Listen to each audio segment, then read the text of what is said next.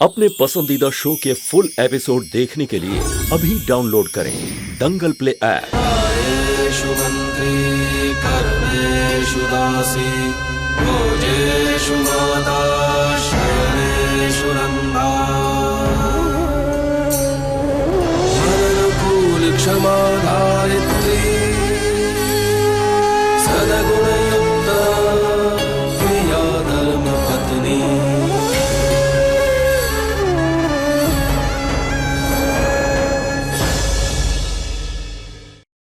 क्या हुआ, परेशान हो? हमें अपने घर लौट जाना चाहिए।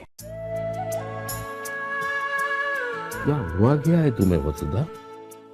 वो जो तुम्हें नहीं दिखाई दिया, पहली बार तरु ने मुझे हाथ दिखाकर रोक लिया और संतु ने उसका साथ दिया। अब इस घर में ना अपनी इज्जत है ना अपनी जरूरत। तुम्हें ठीक लगता है यहाँ रहने का?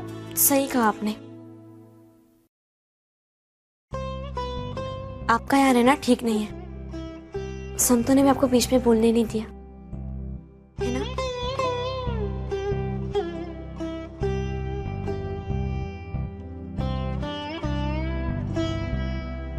कुछ दिनों पहले मेरी माँ ने मुझसे कहा था कि औरत का आत्मसम्मान, उसका स्वाभिमान बहुत मायने रखता है उसके लिए।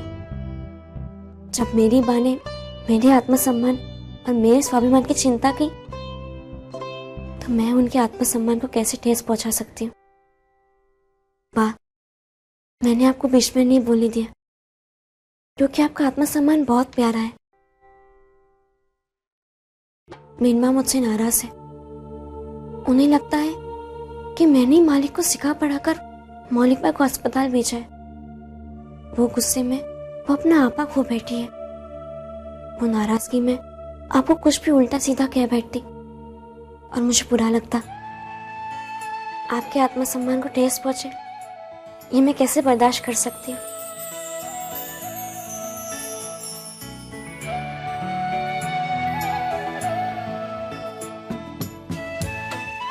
क्या एक बेटी को इतना अधिकार भी नहीं है कि वो अपनी माँ पर अधिकार जता सके? अब बताइए कि आप जाएंगे यहाँ से? हाँ, हम अभी का अभी जाएंगे यहाँ से।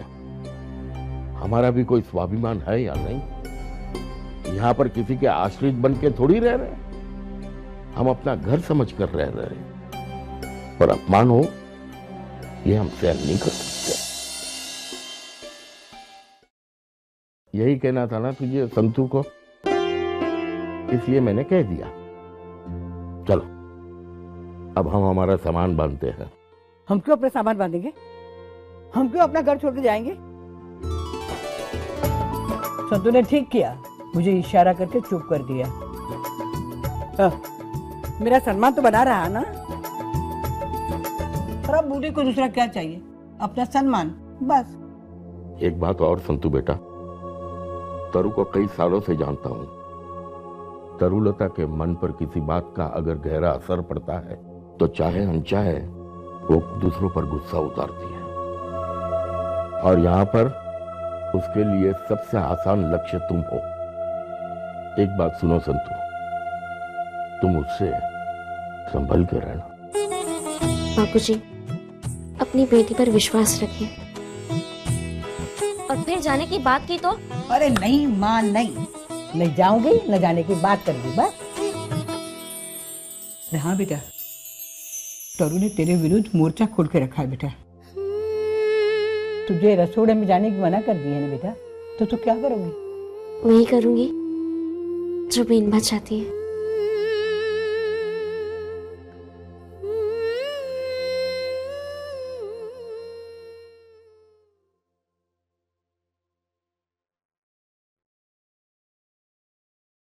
भैया सुनो ना, मेरी मदद करो प्लीज। हाँ, मुझे थोड़ी सी शराब दे दो, बस थोड़ी सी।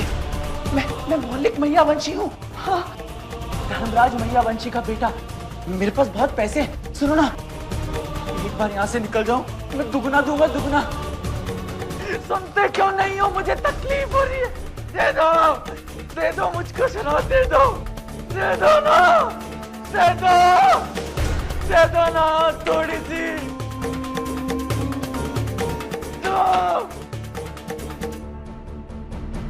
भाई साहब, ये मेरे बेटे को बंद करके क्यों रखा है? 2 दिन और बंद रखना होगा। ये विड्रॉल सिम्टम्स हैं। जब शराबी शराब छोड़ता है तो उसका शरीर शराब मांगता है। 2-3 दिन बाद जब शरीर में शराब की तलब कम हो जाएगी तब हम इनका इलाज शुरू कर पाएंगे। ये नॉर्मल बात है, आप फिक्र मत कीजिए। ये खाना लाई हूं मैं मेरे बेटे के लिए, उसे दे देना। माफ कीजिए मैम, ये खाना हम उसे नहीं दे सकते हैं। ऐसे पेशेंट के लिए यहाँ स्पेशल खाना बनता है जो उसे ही खाना होता है। और हाँ, आप अगले 3-4 दिन यहाँ नहीं आते हैं तो हमें इनका इलाज करने में आसानी होगी। आप लोगों को आसपास यहाँ देखेगा तो हाइपर हो जाएगा। मैं देख सकती हूँ उसे दूर से? हाँ श्योर, मिल सकती है मैम।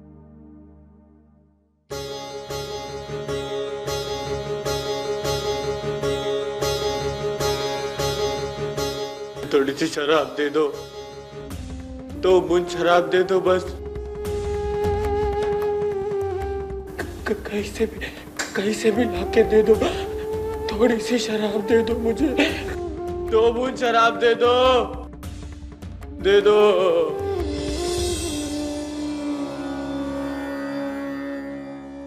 थोड़ी सी शराब दे दो मुझको।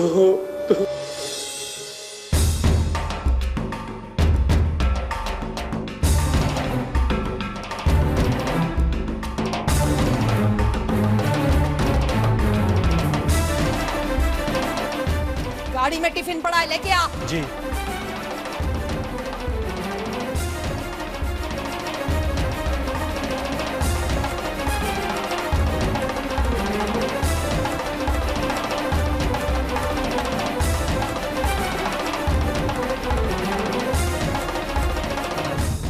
कहाँ है वो संतुड़ी? हाँ, कहाँ है वो? बाबू, मेरा मौलिक, मेरे मौलिक को वहाँ घर का खाना नसीब नहीं हो रहा। कैदियों की तरह उसको बंद करके रखा है और ये यहाँ खा पी के राज करेगी। कहाँ है उसका सामान? बता उसका सामान कहाँ है? उठा, आज मैं उसे फेंक के आऊंगी स्टोर रूम में। उसकी वही जगह है, चूहों और कॉकरोचों के बीच। बता कहाँ है वो, बता।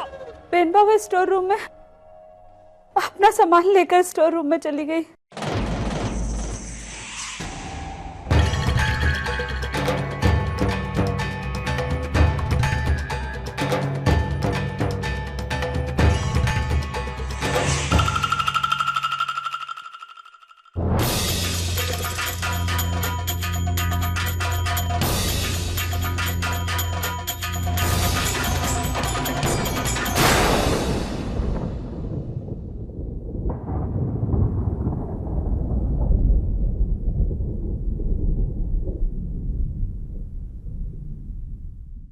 मीनबा, आप यहाँ?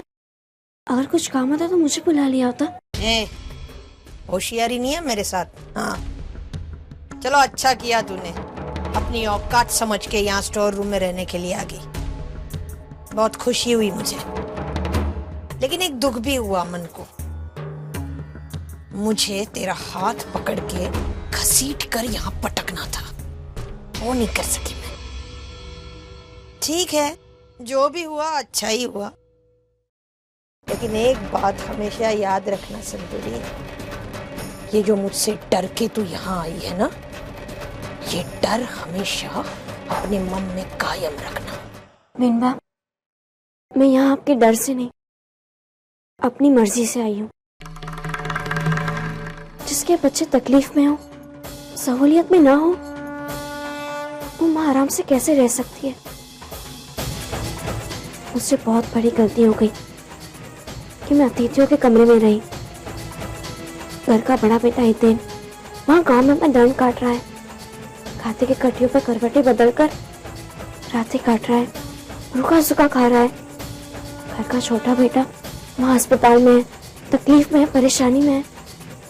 उसकी माँ को कोई अधिकार नहीं कि वो यहाँ आराम से रह सके, अच्छे बिस्तर पर सो सके, अच्छा खा सके। इसीलिए मैं यहाँ आई हूँ बेनबा, ताकि मैं उनकी तकलीफों को, उनकी परेशानी को महसूस कर सकूं और उनकी खुशी के लिए प्रार्थना कर सकूं।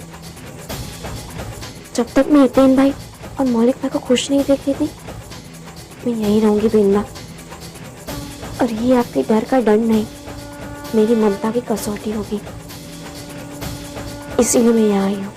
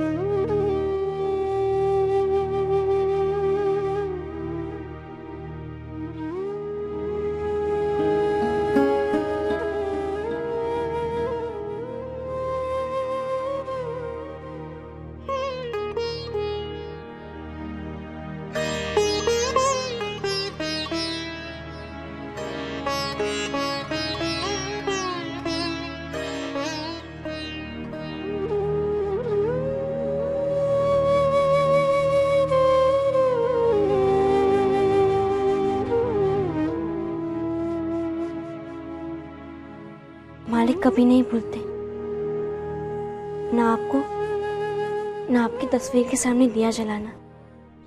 आज मालिक यहाँ नहीं है तो मैंने सोचा कि मैं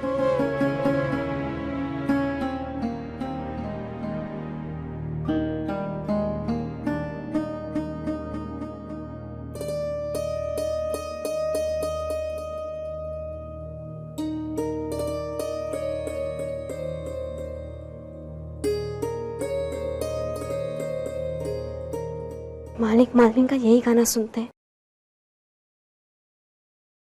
पर इसे चलाता कैसे कुछ तो पता भी नहीं।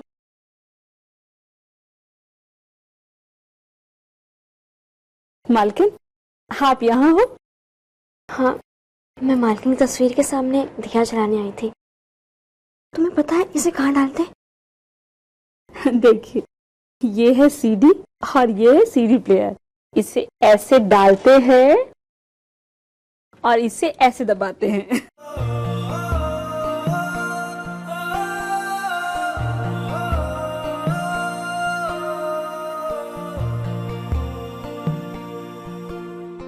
तेरे दिल का मेरे दिल से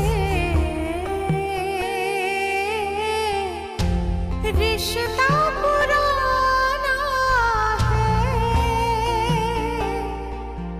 इन आँखों का हर आंसू मुझको चुराना है, रिश्ता पुराना है, आंसू चुराना है। बेनबा, क्या मालकिन, बेनबा की आवाज सुनते ही गाना बंद कर दिया। डर लगता है ना? मुझे भी बहुत डर लगता है। तुम बहुत शरारतें करने लगी हो। चलो जाओ यहाँ से, मेरे लिए चाय लाओ। अदरक, पुदीना और इलायची 2 चम्मच शक्कर डाल के। लेकिन ये चाय तो मालिक पीते हैं, आप तो ये चाय पीती नहीं। मुझे पीनी चाय, तुम जाओ यहाँ से। मालिक की याद आ रही है ना? मुझे इस बारे में बात नहीं करनी, तुम बस जाओ यहाँ से। अच्छा, अब मुझसे छिपाएंगी? बताइए ना, याद आ रही है ना? मालिक नहीं है तो याद तो आएगी, उनकी बातों की याद आएगी। जैसे कि मालिक मुझसे कहते हैं, ए छोकरी इधर आवे। हाँ, तो बिल्कुल मालिक की तरह बोल रही हो। और बताओ ना। 1 मिनट।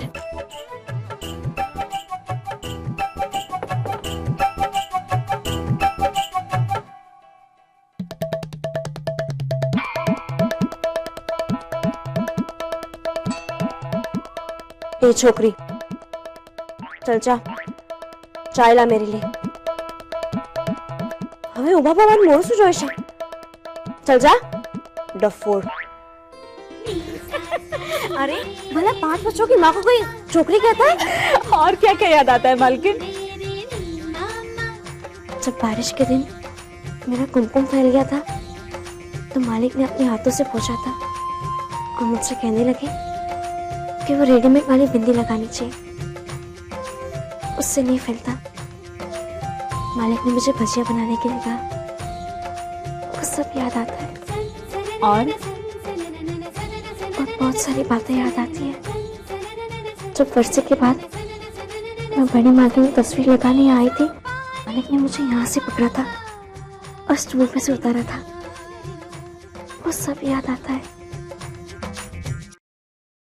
जब हम बड़ौदा गए थे तो मालिक ने मुझसे गाड़ी चलवाई थी और खुद धक्का दिया था। मुझे मंदिर से उठाकर गेस्ट रूम में लाए थे। वो सब कुछ बहुत याद आता है। अद्दू, पुदीने और इलायची वाली चाय, वो सब कुछ।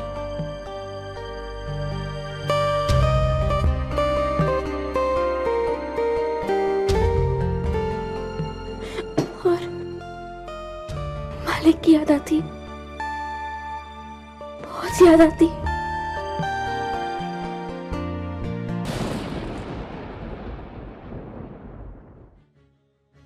जिसके बच्चे तकलीफ में हो, सहूलियत में ना हो, वो माँ आराम से कैसे रह सकती है?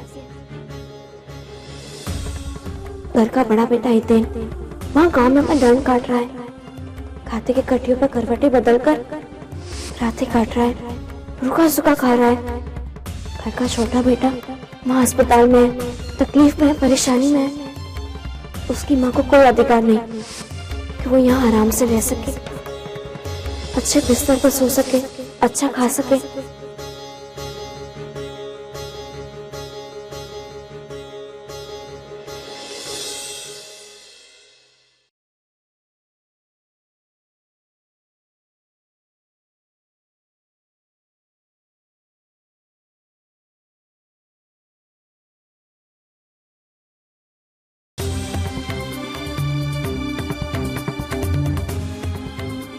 सुनते क्यों नहीं हो? मुझे तकलीफ हो रही है। दे दो ना, थोड़ी सी दे दो। कहीं से भी लाके दे दो। थोड़ी सी शराब दे दो मुझे, 2 बूंद शराब दे दो। जिसके बच्चे तकलीफ में हो, सहूलियत में ना हो, वो माँ आराम से कैसे रह सकती है? तर बेटा, नींद नहीं आ रही? बच्चे अगर खुश न हो, उन्हें चैन की नींद ना आए, तो माँ को कैसे आ सकती है बा? हमारा हितेन वहां संतुड़ी के यहाँ गुलामी कर रहा है। मौलिक नशा मुक्ति केंद्र में है। दोनों को घर का खाना नसीब नहीं होता बा, तो मुझे चैन की नींद कैसे आ सकती है? बच्चों को अगर दुखों ने घेरा है तो माँ सुखों की चादर ओढ़े कैसे सो सकती है बा? तू अकेली नहीं जिसे नींद नहीं आ रही। संतू भी मंदिर के पास बैठी है, उसे भी नींद नहीं आ रही। वो भी मौलिक को लेकर परेशान है। तुम दोनों का लक्ष्य एक है, मौलिक और हितेन की खुशहाली।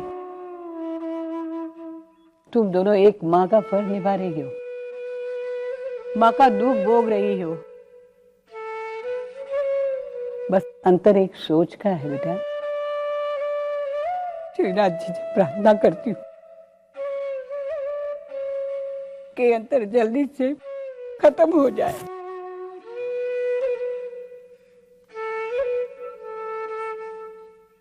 अंतर तो रहेगा बा, और अंतर ये है कि मौलिक की माँ होना ये मेरा हक है, और वो टफोड़ संतुड़ी मेरा यह अधिकार छीनना चाहती है मुझसे।